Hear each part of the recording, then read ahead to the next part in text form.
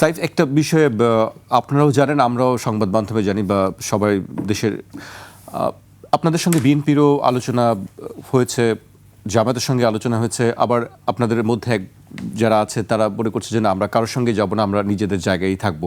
মানে এর সঙ্গে যাব না, ওর সঙ্গে যাব না, এর সঙ্গে গেলে সুবিধা হয়, তার সঙ্গে গেলে সুবিধা হয়, মানে আপনার কি আসলে যেদিকেই সুবিধা সেদিকেই যাওয়ার জন্য? না না না, দেখেন, এটা আপনাকে বুঝাই। ব্যাপারটা হচ্ছে যে বিএনপির সাথে জামাতের সাথে কি ব্যাপারে কথা হচ্ছে, সিট নেগোসিয়েশন, সিট দিয়ে দিল। আসলে বিএনপি বা জামাত আমাকে সিট দেওয়ার আসলে সে জায়গাটা রাখে কিনা, কারণ হচ্ছে যে বিএনপি বা জামাত ইসলামী তো আসলে বাংলাদেশের জনগণ না, তারা তো একটা পলিটিক্যাল পার্টি। তারা তো আসলে আমার সিট নিশ্চিত করে দিতে পারবে না, এটা তো আসলে হয় না। এটা সিট যেই ইলেকটোরাল জোটের ব্যাপারটা হচ্ছে, সেটা হচ্ছে যে ধরেন এই 12টা বা 13টা দল একসাথে জোট করলো, প্রত্যেকেরই তো আলাদা আলাদা কিছু ম্যান পাওয়ার, ফোর্স আছে। আপনার ইলেকশনের সময় তো একটা বড় জনশক্তি লাগে, পোলিং এজেন্ট দিতে হয়, সেখানে অনেক রকম মানে আশঙ্কা আছে এবার কী রকম ভোট হতে পারে। তো সেই জায়গা থেকে ধরেন যে এনসিপির যারা সমর্থক বা কর্মী বা সেখানকার স্থানীয় যারা প্রতিনিধিরা আছেন,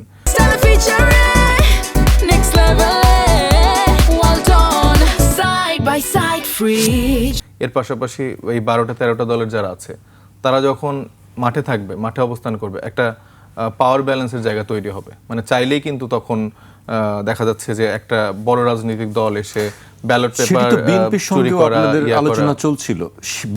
আমরা এই আলাপগুলো কোন বেসিসে করছিলাম? এটা এমন না যে ভাই আমাকে 2টা মন্ত্রী দেন, 5টা সিট দেন, এই বেসিসটা না। এই আলাপটা মূলত চলছিল যে কারা আসলে বাংলাদেশের রাজনীতির গুণগত পরিবর্তনটা করতে চায়, কারা আসলে মানে সংস্কারটা আসলেই বাস্তবিক অর্থে বাস্তবায়ন করতে চায়, আওয়ামী লীগের বিচারটা চায়।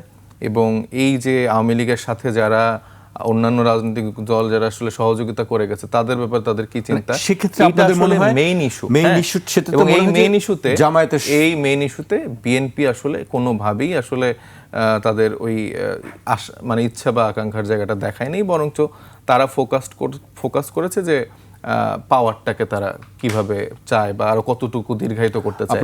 এবং জামাতের সাথে যে আলাদা করে আলাপের কথা বলছেন, সেটা না, আমি বারবার বলছি যে এখানে এর বাইরে আরো যতগুলো রাজনৈতিক দল আছে যারা আসলে চাচ্ছে যে এই গুণগত পরিবর্তনটা দরকার। এখন আমি যতটুকু জানি যে এলডিপিও সম্ভবত যুক্ত হয়েছে। তো সে তো আর জামাতের আদর্শের সাবস্ক্রাইবার না, সে তো বিএনপির সাথে জোটেছিল। ব্যাপারটা হচ্ছে যে এইটা আসলে করা হচ্ছে মূলত বাংলাদেশের যে সিস্টেমেটিক পরিবর্তনটা আমরা 5 তারিখের পর চেয়েছিলাম, যেখানে আমরা চেয়েছিলাম যে একটা গুণগত পরিবর্তনের মাধ্যমে ইলেকশনটা হবে, সেটা তো হচ্ছে না। সেই জন্য আমাদের এখন সার্ভাইভাল একটা পিরিয়ডের জন্য এই সবগুলো রাজনৈতিক দলের একসাথে এখন লড়াইটা করতে হবে।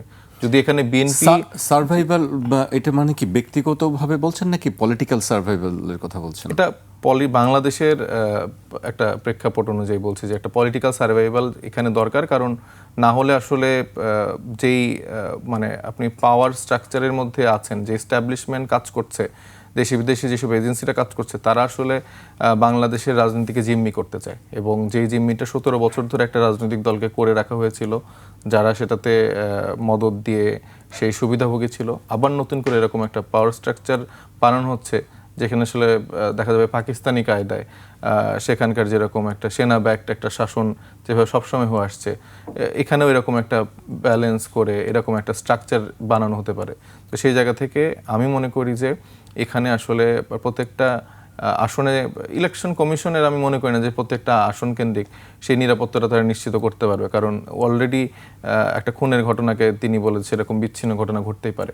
সো এই বিচ্ছিন্ন ঘটনার দায় যখন তারা নেয় না এবং এটাকে যখন খুব নর্মালাইজ করে ফেলে, সেক্ষেত্রে আপনি বাংলাদেশের ঢাকার বাইরে, মানে এটা কিন্তু একদম ঢাকাতে ঘটছে, আর ঢাকার বাইরের সিচুয়েশন কিন্তু আরও অনেক ডিফারেন্ট। বিভিন্ন জায়গায় আমরা শুনতে পাচ্ছি যে শুটাররা বিভিন্ন জায়গায় প্র্যাকটিস করছে, বিভিন্ন মানে চরাঞ্চল, তারপরে ইটভাটা, এইসব এলাকাতে।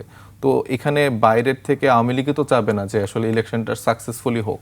তো সেই জন্যে সুসংগঠিত আপনার রাজনৈতিক দলের একটা ফোর্সও লাগবে, যারা আসলে মাঠে থেকে আসলে সেই জায়গাটা নিশ্চিত করতে চাইবে যে যেন ভোটাররা নির্বিঘ্নে আসলে নিজেদের ভোটটা প্রয়োগ করতে পারে এবং পরিবর্তনের ক্ষেত্রে তারা তাদের মার্কাটা আসলে বেছে নিতে পারে। জি, আরেকটি বিষয় আপনার কাছে জানতে চাই। আসিফ মাহমুদ সজীব ভুঁইয়ার বিষয় নিয়ে আলোচনা হচ্ছে সংবাদ মাধ্যমে, আমরা দেখছি। তিনি কি আসলে এনসিপিতে যোগ দিচ্ছেন? জি, সম্ভবত উনি এনসিপিতে যোগ দিচ্ছেন। কি হিসেবে তিনি যোগ দিচ্ছেন? এনসিপি থেকে নির্বাচন করবেন নিশ্চয়ই। জি, এনসিপি থেকে নির্বাচন করবেন। কোন পজিশনে যোগদান করছেন একটু স্পষ্ট করলে আমার দর্শকরা জানতে পারতেন। এটা আগামীকাল হয়তো আপনারা জানতে পারবেন। কালকে, আগামীকাল, আমরা আগামীকাল পর্যন্ত অপেক্ষা করবো। এই জন্য আমরা জেনে গেছি যে আসিফ মাহমুদ সজীব ভুঁইয়া এনসিপিতে যোগ দিচ্ছেন। মানে এখনো শিওর না, মানে আমার কাছে ধারণা যে হয়তো আপনি সম্ভবত, আমরাও সেটি দেখছি সংবাদ মাধ্যমে, এই জন্য আপনার কাছ থেকে কনফার্ম হওয়ার জন্য আমি প্রশ্নটা আবারও করলাম আপনার কাছে।